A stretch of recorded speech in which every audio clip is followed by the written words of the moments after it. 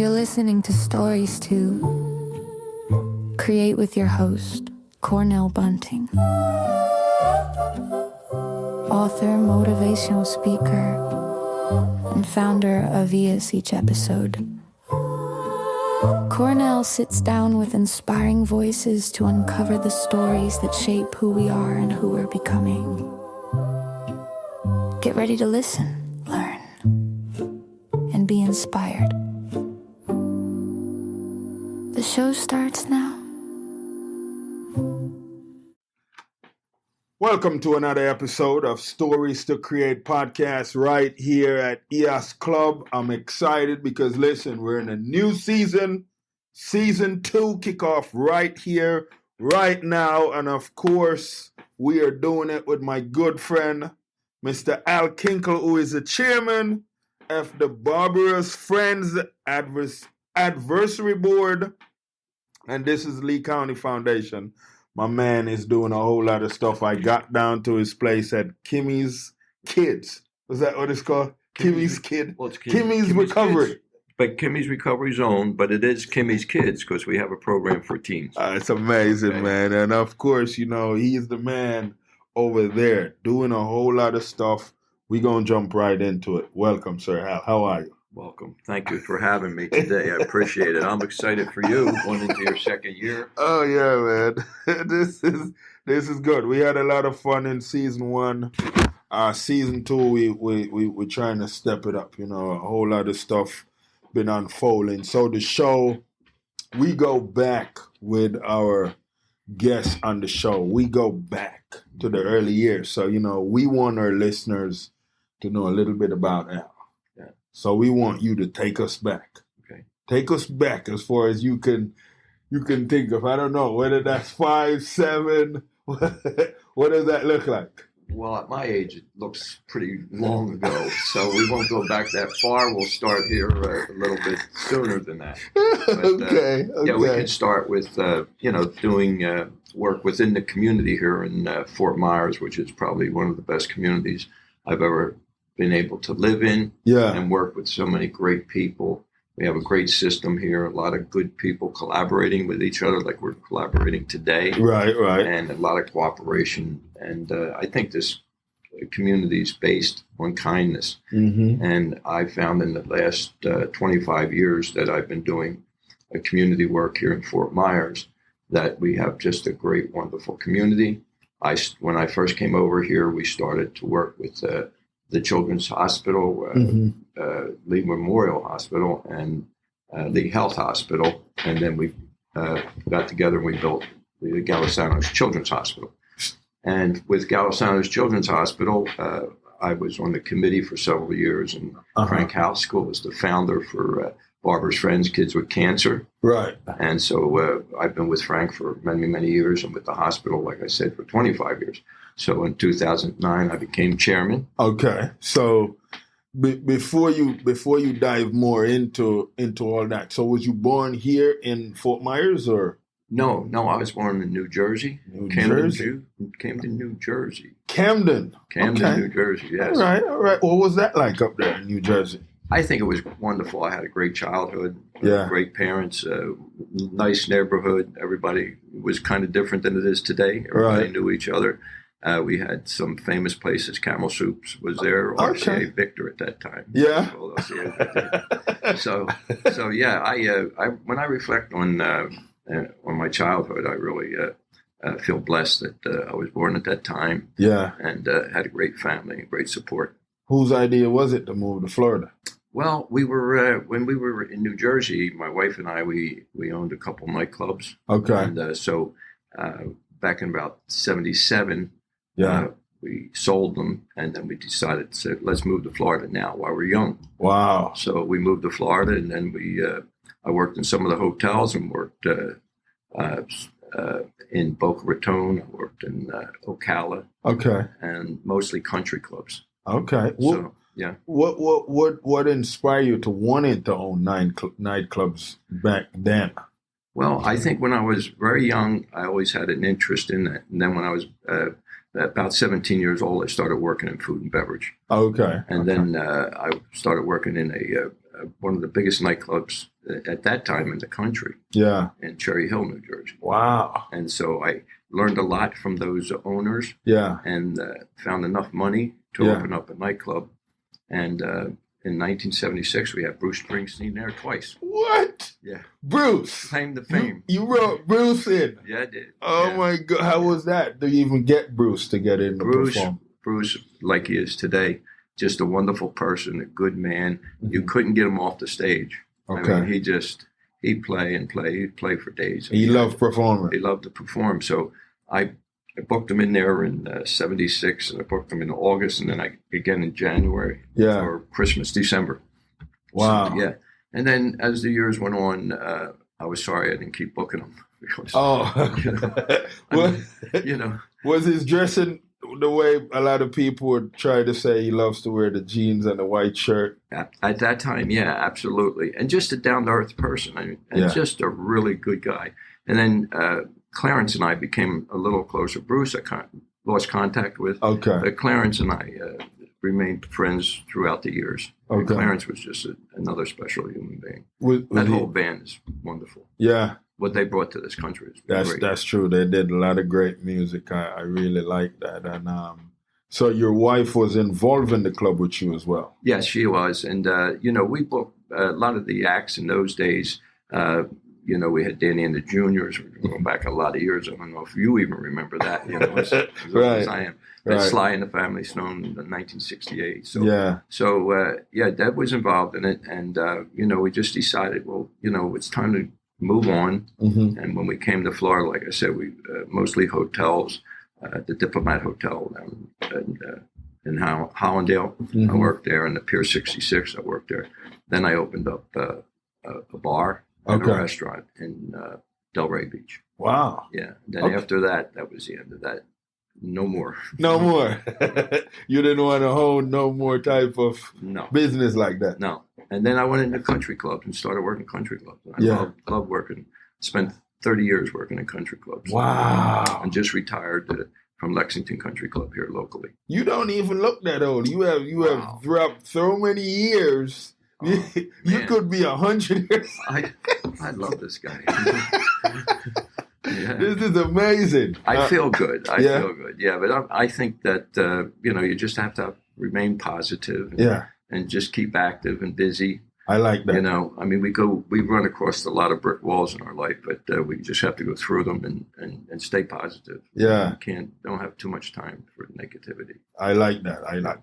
You guys hear that? I know they hear you say that just now. With you now moving from Boca over here, what was that transition? It was good, yeah, because there are different areas. Boca's a little more active, I would say, a little more activities. It was well developed when I was there. Right. And when I came here, I actually came here about 40 years ago originally, just a vacation. Uh-huh. But then when I came here from Boca, being more developed, this was just kind of starting to grow. Right. And I cannot believe what happened in this area in the last 25 years or so that I've been here. Yeah. It's amazing what happened. It's very, very developed. Yeah, very developed, very great. You're right next to Naples. One of the hottest markets for real estate there is Naples and Fort Myers now. Right. It's very hot. Unfortunately, what happened with the hurricane. Yeah, that was a big hit. A lot of us. Yeah. Now, what does it look like with your siblings? You have siblings? Yes, I do. I have 4 children, and my son Al is in Tampa, and he's a great young man. He was a 2-time All-American boxing champion. Oh, wow. And he went to the Air Force Academy, did very well. Yeah. My other son, Chris, is a PGA pro. Okay. And he worked with me for a long, long time. Another great person. And Jennifer, my daughter, she works in the food and beverage industry.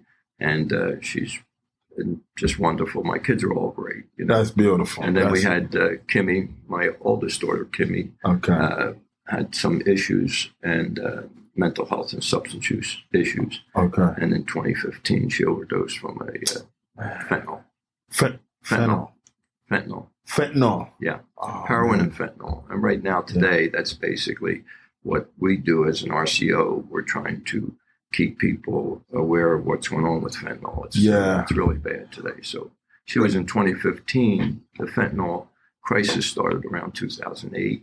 I didn't even know we had a fentanyl crisis until a couple months ago. Yeah. Yeah. And I think that's the issue. A lot of people, if they do know it, they breeze by it, especially if it doesn't affect you. Right. So with me, my ears go up, my eyes open wide, and I go after it because I know the damage that it can do to our families and our children, especially. So we're out there every day working to make people aware of it. Right. And give them our phone numbers on all my cards, and Heidi, our chief executive officer's card, and we're out there sitting outside. We all work together, and we're ready all the time. That's beautiful. We're going to tap into that some more, because I just read yesterday they finally gave the reason what killed Coolio. Uh-huh. I don't know if you know who that rapper is, but it was fentanyl. Yeah. It was fentanyl. So this, I don't think a lot of people even know the seriousness to what this can do and how much this is out here right now. That's right. And that's the thing that worries us all the time. Yeah. Is the effect that it has on us, on our younger generation, but all the way up to our older generation. Because anybody that does opioids or drugs at all today, 84% of all overdoses, fentanyl was in that drug. Wow. So, we had an instance not too long ago. A young person went and had some pain and wasn't using drugs, and she had some pain, and a friend of her said, well, I can help you out. I'll get you something that ease that pain, a Percocet or one of those pills. And she took it, and it was all fentanyl. So they're pressing the pills to make them look like opioids, and in that pill is fentanyl. Same with your heroin. Stay with us. We'll be right back.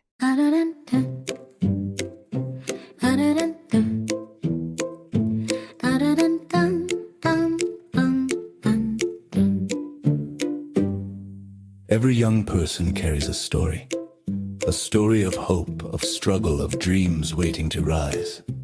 But in too many underserved communities, those stories go unheard. At ease, Inc. Everyone has a story. We believe every voice deserves a chance through mentorship, empowering programs, and storytelling workshops. We help youth discover their purpose, strengthen their mindset, and build a future they can be proud of. From classrooms in Jamaica to communities across Southwest Florida, ES is changing lives, one story at a time. but we can't do it alone. Join us, become a mentor, volunteer, donate, help us fuel the next generation of leaders, creators, and change makers. Visit ahazink.org today, because when you help a young person share their story, you help them change their world.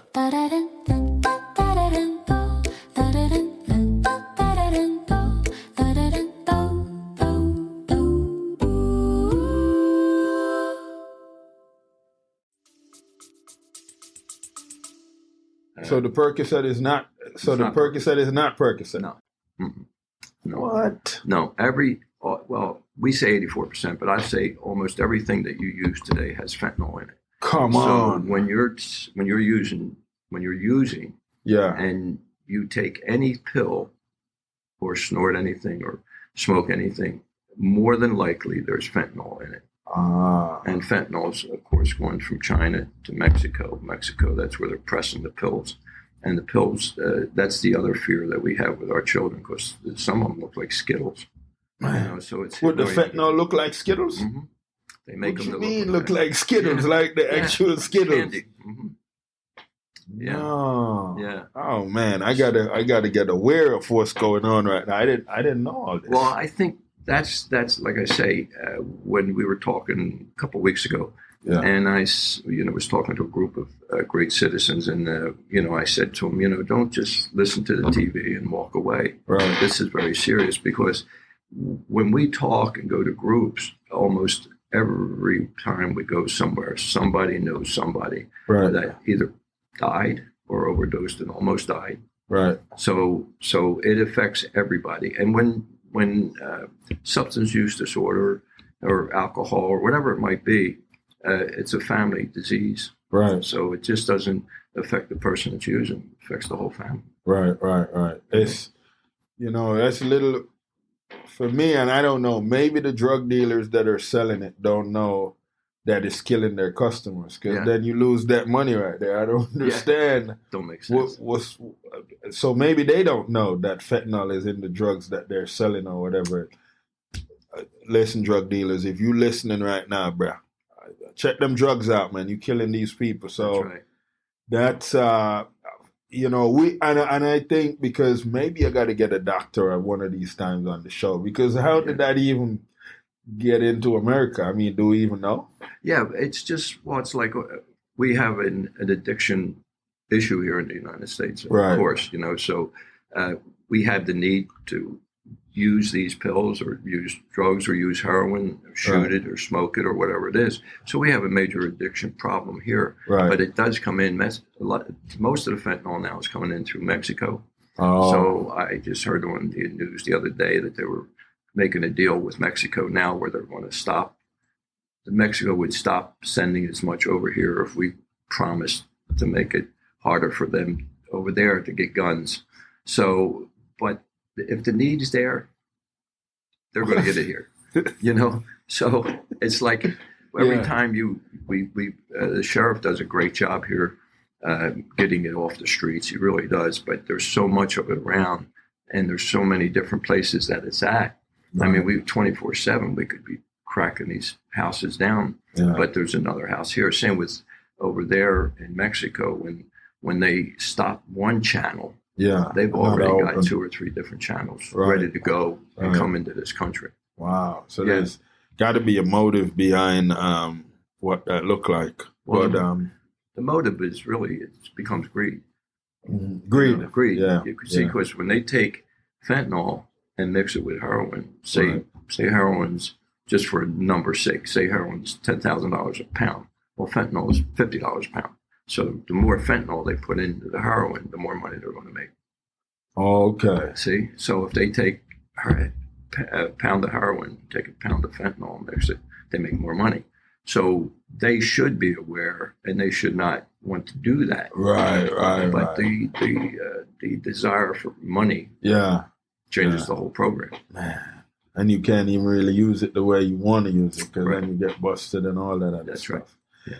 That is sad right there. Now, so you've been a part of Lee Health for 25 years. 25 years? Yeah. What make you wanted to go into that field after coming out of nightclubs and restaurant and stuff like that? Well, I volunteered for at Lee Health all these years, and now I'm chairman for Barbara's Friends Kids with Cancer. Right. And when we started out, we were I was the president of the Club Managers Association, and we brought in Barbara's Friends, which is the one that I'm chairman for, and that's Kids with Cancer. Right. So Frank Haskell is the founder, and Frank's daughter died at 35 years old. Okay. And so he started this fund. And when I heard his story, I said, "Man, I love you. I'm gonna help you out." That's how I got involved with Lee Health. Oh, okay. Yeah. So then, as time went on, I became president of the auxiliary, which is a volunteer group at Lee Health, and I did that. I love Lee Health. I think they're doing great work in the community. They're a big hospital with 15,000, 16,000 employees. Right. Like great leadership. Yeah. They really are trying to tackle all the issues that we have. But it's a big issue. Big issue. Yeah. So what happened when Kimmie passed away in 2015? It was funny how God works. Frank and I met. I helped raise funds for the community, but also for Barbara's Friends, his daughter. Right. And two men on a mission. They did a newspaper article on the two of us. Okay. And when Kimmie passed away, the hospital encouraged me to start a fund, and we call it Kimmie's Angels, which there's an angel. I get to wear me an angel. There you go. I like this. I wear 2. There you go. I need more angels than you. Yeah. Now, what was that? What was that like? As a dad to Kimmie before the challenges got to her. Like, what was that like with you and her? Well, I think people out there that have addiction in the family know what it's like. It's very difficult when the person that has the disease, because we call it a disease. Right. We don't call them drug addicts. We don't call them, anything but that this is a disease that affects 90-some% of the people in the United States, some way, shape, or form. Right. If you have anxiety, if you have depression, low self-esteem, Yeah. it doesn't have to be, bipolar. There's all kinds of issues that come behind wanting to use. So Kimmie was dual diagnosed. She had a mental health and substance use disorder. Okay. And she was dual diagnosed. So dual diagnosed, in other words, she had a mental health and a substance use disorder. So it's dual diagnosed. And that diagnosis has helped us a little bit, but she was 20 years fighting the disease of addiction and the mental health issue. So after 20 years in 2015, she was, we sent her over to Palm Beach. She was over in Palm Beach for almost 2 years to get clean and get into recovery. And she did. Yeah. And she did. So she was ready to come home. She was coming home on a Friday. Yeah. And I was doing a Christmas party for the kids at Lexington Country Club. And so I said to her, I can't make it today. I'll come over Saturday instead and pick you up. Right. And then I got a call at 9 o'clock the next morning. A call that I basically waited for many, many years because I was always afraid that she would overdose and pass. Oh, man. Because she overdosed many, many times prior to that. Right. So I got the call, and then we went over to Jupiter. She was in the hospital, and she was on life support for 6 days. So the effect that's the things that really, when we're working on this, our biggest concerns is the effect of a 20-year addiction on family, on friends, on businesses. Mm-hmm. She was working. She did great. She worked at Hooters for 10 years. She was a productive person. But then once the heroin came into it, then we knew that we had more problems than we ever did. Wow. So it's a family disease, and it affects the whole family. Yeah. So it's hard. It's very difficult. Man. Yeah. How did our brother and sisters took that? Well, again, a lot of people, we always think of the person instead of the unit. Right. So for the siblings, for my children, it affects them a lot. It really does. It really hits them hard, because we're all a piece of the whole. Right. Right. So it does. And it had a real major effect on my wife. It really hurt her big time. A little bit different than what I did. It hurt me. It still hurts me every single day. I think of her every day. Right. But because of what I do and how busy I am, that gives me hope for other people, and that helps me, What was your journey like growing up with your mom? What was that relationship? Okay, so, when I was little, we lived in Camden, New Jersey, which was a factory unit. Yeah. So we had factories all around us in our backyard. And, the whole area was, nobody had cars. We just, we're just hanging out, walking around. Yeah. Schools were close by. And my mom and my dad, they were very generous people. Okay. So in those days, when somebody was down and out, they helped. My mom would go help. Wow. And I think that's where I got a lot of that desire to help other people. Yeah. Because I always tried to help, always tried to do something. Right. In Boca, in those areas, I was on the board for the Migrant Workers Association. Yeah. So I did a lot of work over there with them. So I think that was instilled at a young age. Kindness. That's beautiful. And love. Yeah. You can't go too far without love. Right, right. Was Dad involved as well as Mom? Yeah, Dad was involved, but he wasn't involved as much as Mom. Okay. Yeah, because Dad, he had his job, and then he had side jobs. He would fix houses and did side jobs, so he was busy most of the time. He was a carpenter. Yeah, he was everything. He could do anything: electricity, plumbing, did it all, so he could make a few dollars. Yeah. You know? Wow, man. None of that inspired you. Yeah. No, I tried to do it. I tried all of them. I tried plumbing, electric, but I really fell in love with food and beverage. I see. You know, because of, cash money every day. Yeah. And being in my neighborhood, nobody had cash money. Right. But I did. But that was good though, because you never had any interest in becoming a drug dealer or anything. No. And that was, I think, that was around the time when a lot of guys were starting to break out into that world a little bit, didn't it? Yeah, absolutely. New Jersey didn't have too much of those action with. I know they said Trenton is the gangster area of Jersey. Yeah, Trenton's bad. I spent time in Trenton. My sister was a nun, matter of fact. She was stationed in Trenton. A nun? Yeah, she was a nun. What? It was your older sister or younger sister? Older sister. How many sisters you have? I just one. Okay, so just you and your sister. Well, no, I'm sorry. I said just one in my family, my immediate family, but our adopted family.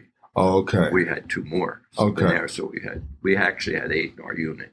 8? 4 natural born, and then 4 adopted. Okay. Oh, okay. Yeah. That's beautiful. Yeah. But you have one sister that became a nun. One sister became a nun. They got to be interested. Yeah. Well, my mom was so religious. You almost had to do something like that. She wanted me to be a priest, but I didn't. I didn't kind of make that. You didn't? Too much devil in me.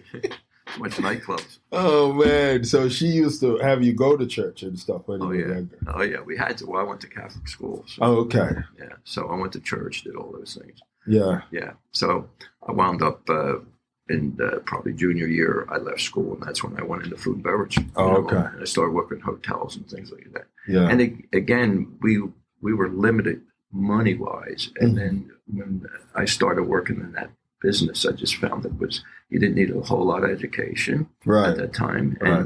And the money was fast and quick. So you had money all the time, and I could buy things, which I could never do. Right. If you were working anywhere else and getting a check at the end of the week in those days, maybe $30, $40 check. Yeah. Here you can, at 16, 17 years old, I could make $400 or $500 a week. Yeah. In the 1960s, late 50s, early 60s.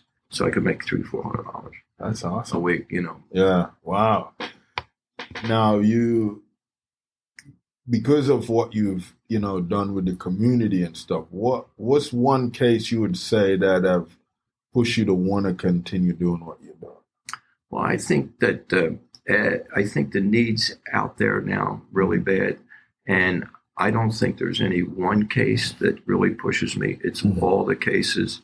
In other words, if I could take a little magic wand and just pass it over the world, it would cure all our diseases, and one of them being addiction. Yeah. But this year, we work, all of us in KRZ, in Kimmie's Recovery Zone, and all of our volunteers and our board work very, very hard. And, I work as much as I can. And, we did, I think it was in September, we started to go into homeless camps. So now we've been in homeless camps. We're doing the documentary in the homeless camps with John Vafar, who's a pretty famous local video director. So John did my video, which you might have seen it online. And it's really a great video. It helped us a whole lot. And we did a concert this year, and that was for the homeless, and Harry Chapin, the homeless, and us. So those three go together, those three ingredients, because if you have those problems, more likely you might have other problems. And that's part of the drug thing. And the homeless camps are really something it's a big issue.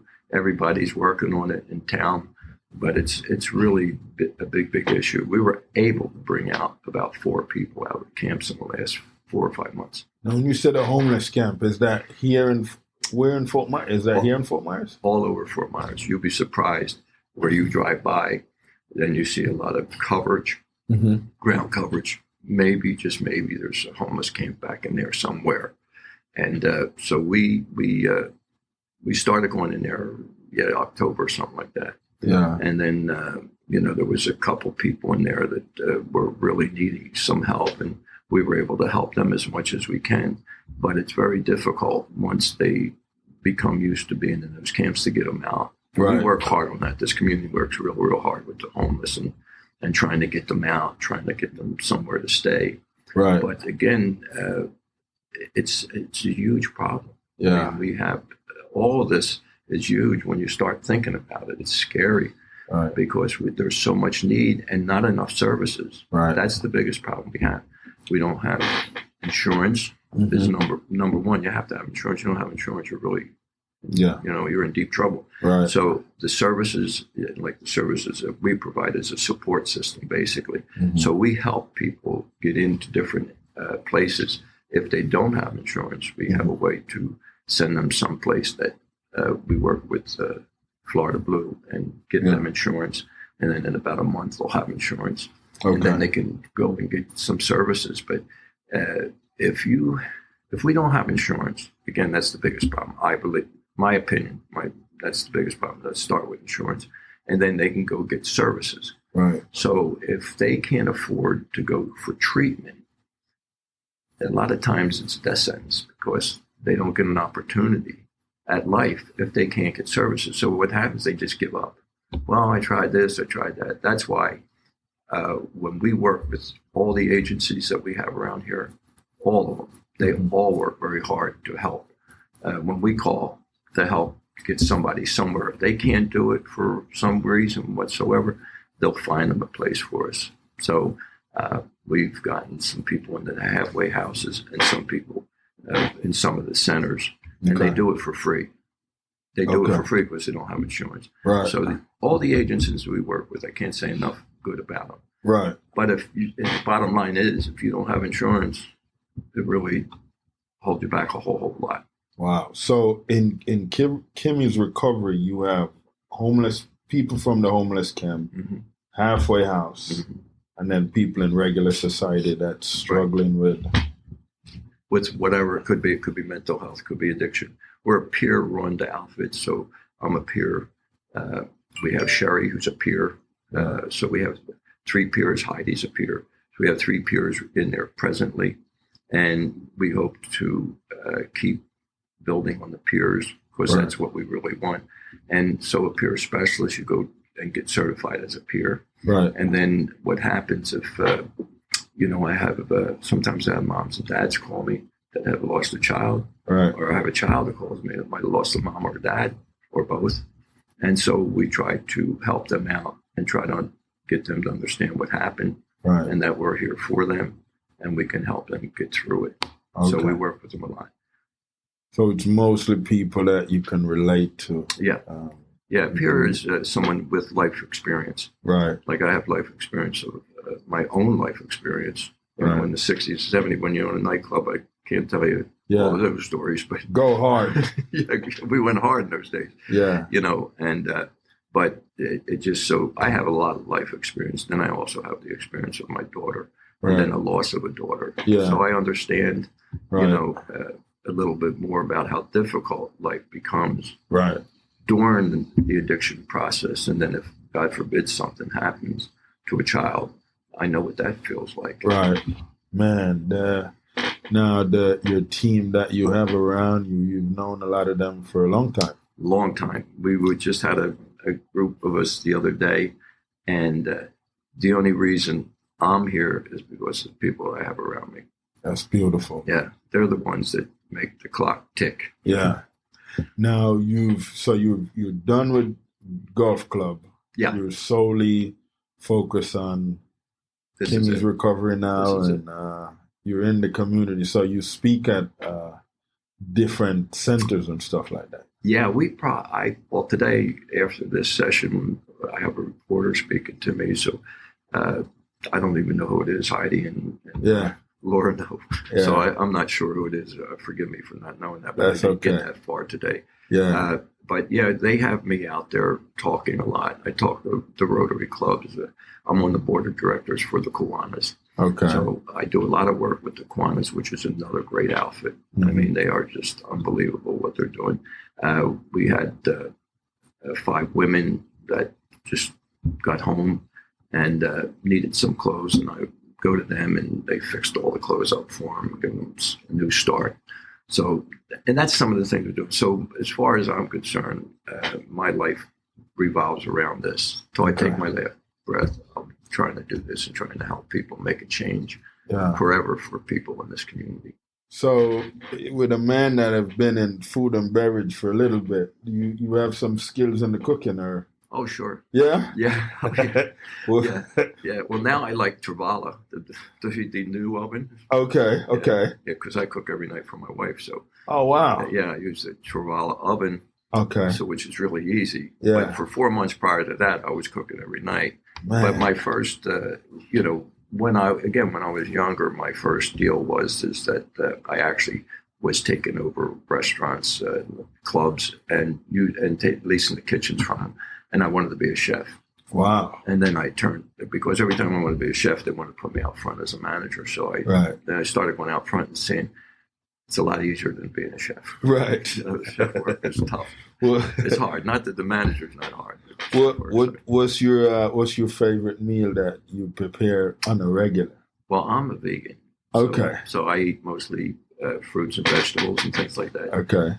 But I like cook. My wife she's a meat and potatoes girl. Okay. And so she likes, I enjoy watching people eat. So whatever you like, I enjoy watching you eat it.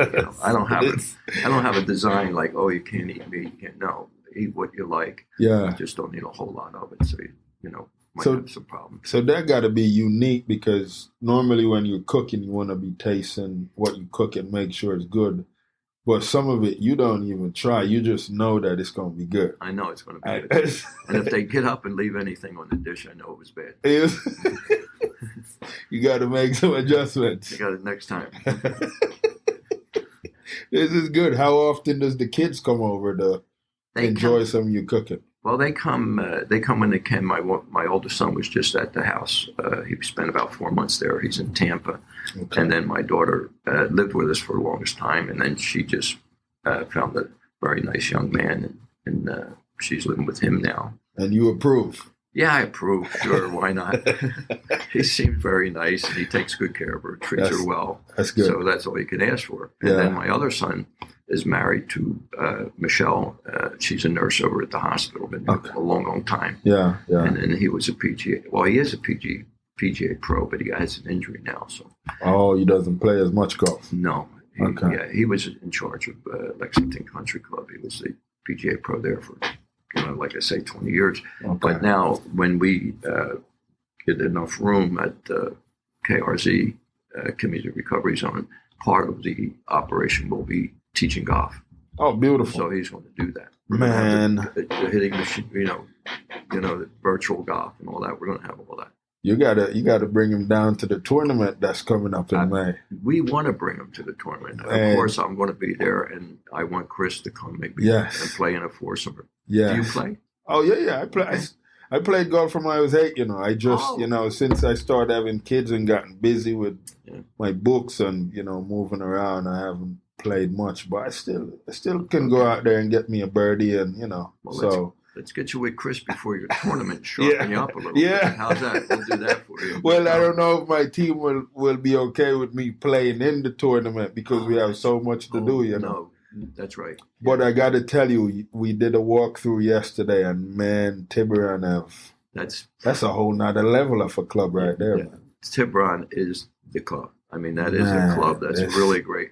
We have great clubs all the time, but Tiburon's really great club. You really picked a wonderful spot to have a tournament in. And I understand you're selling pretty strong already. Oh, man. Listen, there's $1 million shootout. Well, maybe I should play. It's serious. Yeah.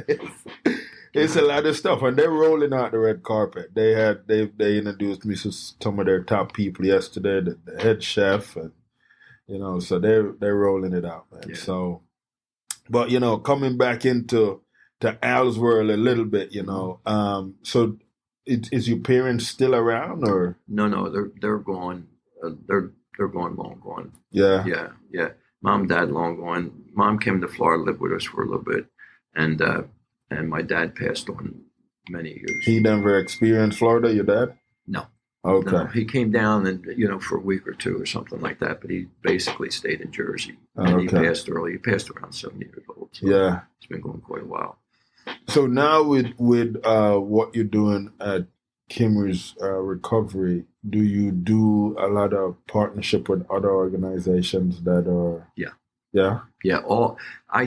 I like to say when we first started Kimmie's Zone, the whole idea of the program was to collaborate with everybody. Mm-hmm. Valerie's House, Pace for Girls, Hope Clubhouse, Deb Carmella, Park Royal is a big supporter of us. Lee Hell's a big supporter of us. David Lawrence Center, White Sands, these are all local groups. I don't think there's anyone that I've ever went to that didn't try to help me. If they couldn't help me, and that's a good thing about collaborating. If they can't help you, they'll get me somebody. They can suggest someone. Yeah. I like that. Now there is website for Kimmie's recovery. Yeah, you go on the website and on the website, I think the most important thing to do is see the video. Right. The video is really will take you back a little bit. Yeah. And in that video, Kim's in that video, but in the video, you'll see the cooperation we get from some people that are in recovery. Right. And then we also have the sheriffs on there, and then Dr. Antonucci, who manages the hospital, he said a few things on there. So we have some people that people would know them and know that we're committed to this community. Okay. And the deal is the crisis. We're in a crisis situation. Right. There was a couple of weeks ago when Fox interviewed me, and I called it a war. Mm-hmm. And basically, we don't have enough services. We can't provide enough assistance out there because it's so overwhelming, the need. Mm-hmm. So what's going to happen? The pharmacy company was fined so much money, and that comes in grants and things like that.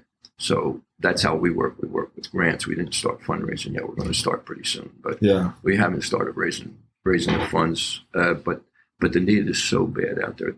What's happening right now in our society is no less than a war. Mm-hmm. And if you have a war, what do? You throw everything you can at it. Right. And I think now mental health, substance use disorder is all becoming front page news. It's on the forefront. So I can see us changing in the way we think about it. Mm-hmm. Because people used to think because you did drugs, you were no good. Right. It's not true. Yeah. People have an issue.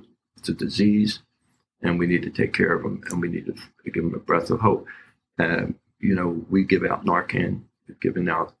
What's Narcan? Narcan reverses the overdose. Okay. So we gave out about 8,000 Narcan units over the past couple of years. And in Florida, we just got the number yesterday. Not in Florida, totally. But in Florida, we had about 29,000 reversals. We had 121,000 people died from overdose in the past year and a half. Uh-huh. And the reversal was 29,000 this year, 29,000 reversals. So if somebody overdose and you have the Narcan, I brought you some. I have it in the car. I didn't bring it. Okay. So, but you just put it in your nose. Okay. And it's a breath. So it's an inhaler. Yeah. Okay. Yeah. And that's supposed to give them a desire to not want to go back to the drugs. Unfortunately, that's not what it does. It brings them back, gives them another chance to live. Right. But to use, no. Okay. So it helps them to not have the desire to want to take the drugs. No, what it does is, in other words, if you were overdose, you got about 4 to 5 minutes. Right. Before, if brain doesn't get oxygen after 4 minutes, 7 minutes at the longest, then you're going to lose out big time. You're just not going to wake up. Okay. So what it does, it wakes you back up. And then you call 911 right away. Okay. 911 comes, yeah, gets you straightened out, gets you to the hospital, and takes care of you, gives you another day to live, another shot. Oh, I see. Living, okay. And in my daughter's case, Kimmie overdosed, I don't know how many times in our house. Wow. And I had to bring her back maybe 3 or 4 times. I had to call the nurse next door because I couldn't bring her back. The nurse came over and brought her back. We took her to Lee Health. Lee Health brought her back. So she overdosed a lot. That's just giving them another chance at life. Right. And we need to do that, So because you hear so many of these cases, is the high that good? Why people just keep going back to want to get another high, or yes, a high similar to that high? Yes, that's what it is. You keep chasing that high. When you're first using drugs, it's wow, this is something. Then you keep using them. Before you know it, you're full blown addicted. Then you keep trying to chase that high, and then more you chase it, and then you use more, and then like today, you don't have to use more. You just have to use it one time, and you could be dead. Yeah, basically. But you chase the high. Heroin is a big. The people that use heroin that I talk to, I never used heroin, but they told me that the high is just, that's what they chase all the time. And then but they can't catch the high. They can't find the high. No, it just keeps going on and on and on, and then they call it full blown addiction. And people don't realize that it's slowly it gets you. So whatever, even if it's the use of alcohol, slowly but surely, if you continue the use, you're going to use more and more and more, and it's going to affect you in many different ways. Now, it doesn't mean you're going to not work anymore. It doesn't mean you can't still work and do a job, but it does affect you. That's just sad right there. Yeah. We're better off if we never had it. Yeah. Wow. There's a whole lot of poison that a whole lot of people is consuming. Man, this was very informational. I feel like I learned a whole lot of stuff that I'm too naive, people. I need to work on myself over here. This is not good. Well, what's good about it is that you're sitting here and you're saying, hey, I got to learn more about it. Yeah. And I think that's the issue that we have. A lot of people, if it doesn't affect you. Right. You don't care to but you don't do anything about it. Oh, my kids are good. I don't have to worry. Right. Well, you really don't know that. And then today with our kids, the worriment today is that, we all say, oh, I raised my kids. Well, yeah, but really, how many hours a day do you get to spend with them? Mm-hmm. 2, maybe if you're lucky. Right. Maybe 3. Yeah. And then most of the time they're on their phones or on the internet or something like that. And then they have their peers. Yeah. And that's where they get in trouble a lot of times, is with the people they associate with. Right. So, beware today. It's a very dangerous time for families. Yeah. And I don't want anybody to panic, but beware, talk to your children, make sure that they know the fentanyl's out there. Yeah. Because right now, like I said, the very innocent ones that never even did drugs before are doing them, and they're not waking up. Yeah. And that's what fentanyl doing. Man, you guys hear what Al just said, don't panic. But I'm going to say panic. No, I'm just playing. Well, guess don't what? Panic. I like that better. I was being nice. Yeah. I like panic better. This is serious, people. This is very serious. Man. And, you said something good there where you do have families or parents that don't spend a lot of time with the kids because they got phones now. They're cool. They got games. That the dad and mom is not as cool no more. That's right.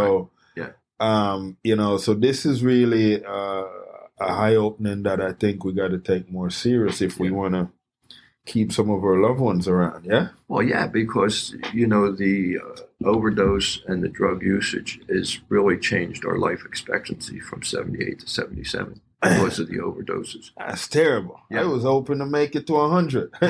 I got news for you. You will. Just don't use any drugs. Yeah, yeah. But you're a healthy guy. You're going to be around. Well, I should think so. But, I did die already. You did? I did. It's called cardiac arrhythmia. Oh, yeah. Yeah. How old were you? I was 32. Now, what did you have to do with it? I'm in my second. It was mostly just too busy and not sleeping a lot. And, my heart said, you know what, bruv, you don't want to rest me. I'm going to take a rest myself. So, but, we're now aware of, all that stuff and make sure we put in 8 hours every day of sleep. Yeah. So, but this is good. with everything that you're doing now, and I see that you guys somewhat have figured out some solution to what a lot of this is, and I think with people, because even when we touched on the homeless people, which I think that's a big challenge, because these are people that's going from paying no bills to possibly starting to pay back bills again. And I think when some of them think of that, they might get a little discouraged. Yeah. But you guys have ways where you bring them information to help them understand how to handle that. Yeah. Well, I'll give you a good example. Once they're in a camp, they have to go pretty low. A lot of times it could be drugs and mental health both, or it can be more mental health than drugs, because a lot of them that I spoke to have some mental health issues, some health issues. And once they get into those compounds, the one camp that we go to quite a bit, they have about 15 families in there. Wow. And they have a mom and dad. They have their kids are living there. So it's generational now, which I didn't know. I just learned that this year. I didn't know that at all. Mom's living in the tent in the front, and the son and his girlfriend or wife is living in the tent right behind her. And the husband is living down the street in another camp. Yeah. So the homeless today is, again, one of the biggest things that we really have to try to figure out in all the states. Miami, maybe another time we can talk about that. But Miami and Miami and Tampa, they're doing a lot of different things with that. And again, your prison population, which we are doing now. Heidi, my chief executive officer, and myself, we're the reentry program, and we're coaching some of the prisoners. So again, there's another issue I'm trying to capture some of this other stuff that's going on, because prison, homeless, all down that alley. Yeah. When they come out of prison, they don't have any money, they don't have any clothes. Right. They have a few dollars in their pocket. Yeah. First thing they want to do is something else, maybe, maybe use again. That could be part of it. Or they can't find a job because they have a phone. Right. So we really don't give them a chance. If they come out of jail, they don't have a chance. And before you know it, they're back in jail. Yeah. Now, in this jail here, they help a lot. Yeah. The reentry program we have here at the annex. Okay. It's unbelievable. Man. Yeah. The sheriff's department works real hard on that. It almost sounds like, it almost sounds like it's a system structured for some of this chaos to happen in order to, man. Yeah, because again, we have to have new thinking. Mm-hmm. And I think what we're doing here in Fort Myers is we're collaborating with each other more than a lot of communities do. And once you collaborate, and then you see, like just now, I'm just mentioning, I could just keep going on and on. Yeah. I mean, the problem is bigger than it is huge. It is huge. When I started to go into the camps and finding people in different areas, one girl, I just talked to her today. I'm so proud of her. We got Laura sitting out there, got her clothes. We bought her clothes. We got her out of the camp. She's working. She's been working the whole time, and now she's got her own apartment. Right. The person that painted inside of our building was homeless. Wow. And Mark and Heidi found him at Home Depot. He painted the inside of our building. They got him into a halfway house. He got a job. So we can help. I like that. But everybody's got to jump in. So for the addict that's listening to the show right now, what's the message you would give for them? Give me a call. Call me anytime. I like that. How can they find you? What's the plugin look like? All right. So what they have to do is really just call Kimmie Zone. Kimmie Zone, and that they'll leave a message sometimes. If somebody doesn't answer right away, they can leave a message, and then when they leave a message, I call back. This month, we probably, between Sherry, myself, and Heidi, and Laura, we probably talked to 30 or 40 people this month and got them some kind of stabilization, some kind of stabilization. Now, not all the time, it works out as well as we'd like it to, but I think when people call and they can actually talk to somebody, that's a big part of it. So what we try to do is recall as much as we can and see how they're doing, and they might be fine. They might have got it all straightened out. But a lot of times, just that phone call and being able to talk to somebody. Yeah. Of course, if you call some of these places, you can't really get to anybody. Right. You know, and they're busy, but they don't do what we do. Right. You know? Now, the website for Kimmie Zone, is that KimmieZone.com or what is it? Kimmie's Recovery Zone. Kimmie's Recovery Zone.org. Right. Okay. All right. Get on there and take a look at it. Give us a phone call, whatever your problems might be. Even if it isn't in our wheelhouse, we'll find it, whose wheelhouse it is, and we'll get you there. Oh, you get the plug-in. So listen, you guys heard it from the man himself, the plug. I'm going to call him the plug. Mr. Hal, listen, man, I really appreciate the conversation. We have somewhat created some of Hal's story, but, you know, we had another matter at hand that we needed to address as well. So we did that, and I really appreciate that. I know a lot of the listeners appreciate that. And, hey, man, thank you for coming to EOS Club. Thank you. And what you did here today, see, that's to be complimented because you're changing the world by doing this today. Yes, you really are. Yes, you're sir. helping a lot. Yes, we feel blessed to be here today and grateful. Thank you. This was necessary. Thank you. There you guys have it. Until the next episode of Stories to Create podcast right here at EOS Club. Thanks for tuning in and downloading this episode of Stories to Create. We appreciate you being part of this growing community of storytellers and listeners. If today's conversation inspired you, please share the show with friends, family, or anyone who could use a little motivation in their journey. A special thank you to our sponsors, EHAS Organization, Cornell Bunting LLC, and Nostril Cheese Chase for supporting the mission and making this podcast possible. To learn more about our work, upcoming projects, and how you can get involved, be sure to visit www.hisinkorg and www.cornellbunting.com. Until next time, keep creating, keep growing, and remember, your story has power.